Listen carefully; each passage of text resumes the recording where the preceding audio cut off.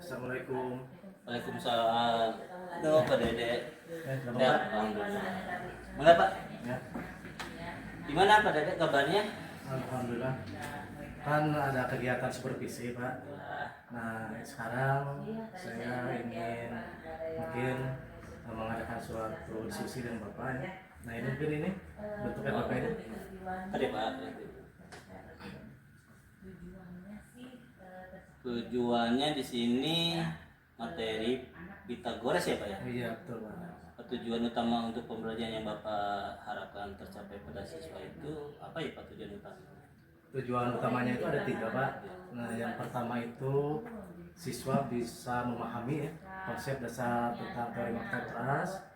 Terus yang keduanya itu siswa dapat mengaplikasikan ya, rumus tersebut untuk menyelesaikan soal. Dan yang ketiganya itu siswa dapat merefleksikan kegunaan teori Pitagoras dalam kehidupan sehari-hari. Itu Pak, ada tiga. Bagus Pak, biar dari sini tujuan itu sudah mencakup ranah pemahaman, aplikasi dan refleksi. Sekarang bisa Bapak jabarkan lebih spesifik lagi dalam tujuan operasional. Ya tentu Pak. Nah secara operasional ya, yang saya inginkan yang didapatkan dari siswa itu, yang pertama itu memahami ya, dalam menyebutkan bunyi teorema Pitagoras.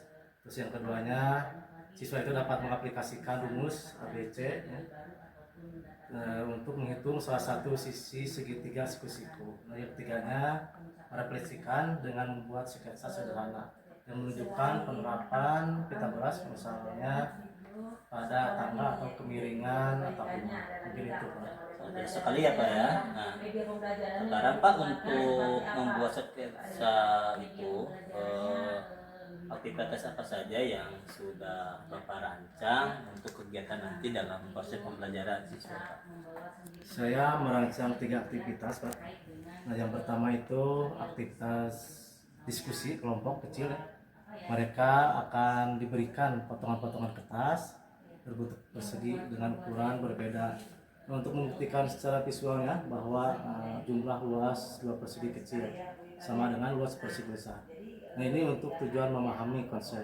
Nah yang keduanya Pak, aktivitas siswa nanti akan mengerjakan lembaran kerja berisi semua soal hitungan teori Pitagoras dengan tingkat kesulitan berbeda. Nah mereka nanti akan berlomba-lomba ya mengerjakan dalam kelompok ini untuk tujuan mengaplikasikannya. Terus yang ketiganya itu dalam bentuk proyek mini Pak. Nah nanti setiap siswa itu akan membuat sketsa atau model sederhana dan menjelaskan di mana mereka bisa menemukan aplikasi teorema Pitagoras di sekitar mereka seperti menghitung panjang ya, tali layang-layang atau tinggi tiang bendera.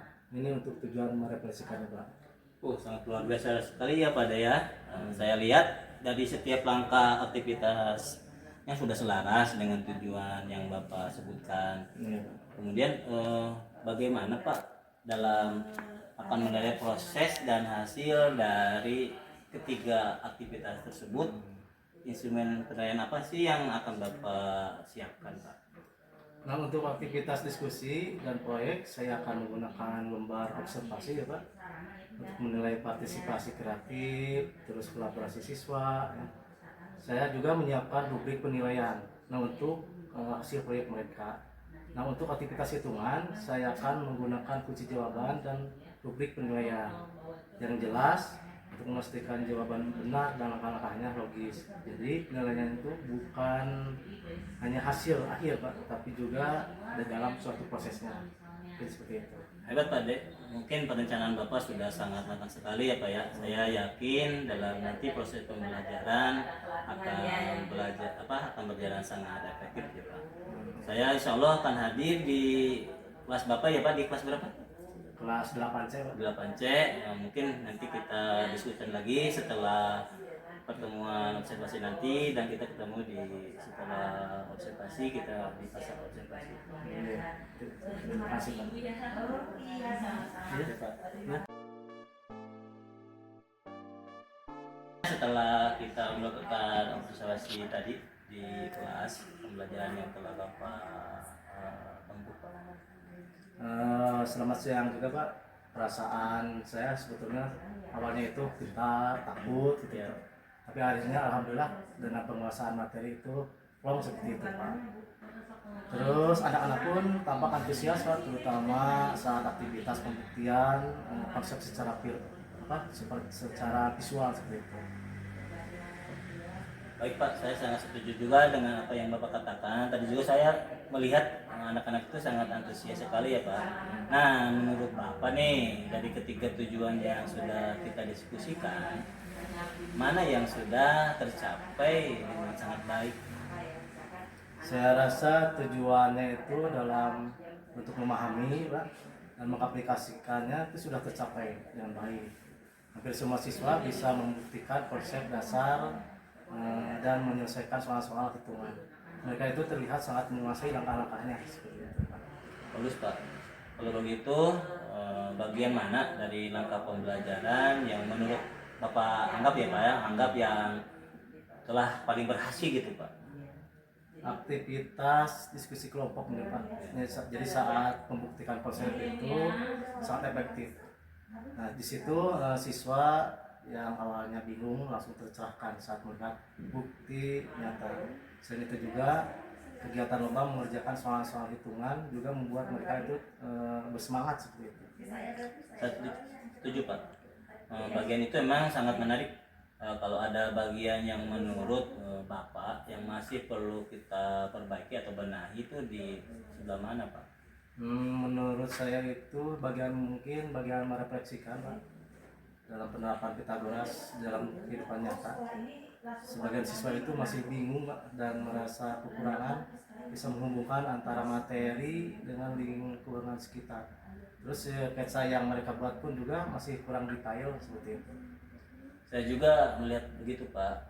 Ada beberapa siswa yang tampak kesulitan ya Pak ya dalam koneksi. Kalau begitu menurut Bapak nih, bagaimana cara kita bisa membenahi bagian tersebut agar siswa lebih mudah merefleksi Pak?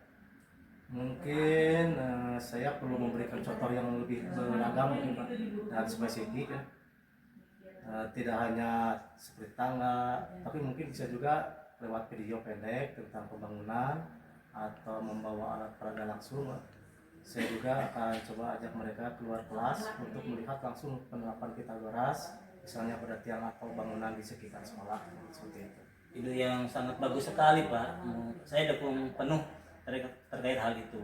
Kira-kira kemampuan apa yang Bapak rasa perlu ditingkatkan agar lebih berhasil membimbing siswa dalam merefleksi Pak?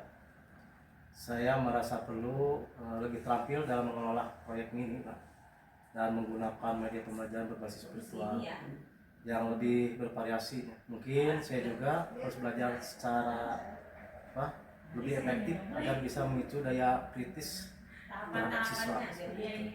Masukan yang sangat baik. Lalu kira-kira nih Pak, gagasan apa yang Pak Dede punya untuk mengembangkan kemampuan tersebut?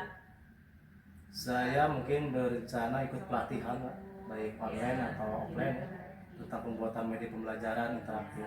Selain itu juga saya meminta izin Pak untuk berdiskusi dengan guru-guru seperti guru IPA atau seni yang mungkin punya pengalaman dalam membuat proyek dan mengelola kegiatan di luar sekolah.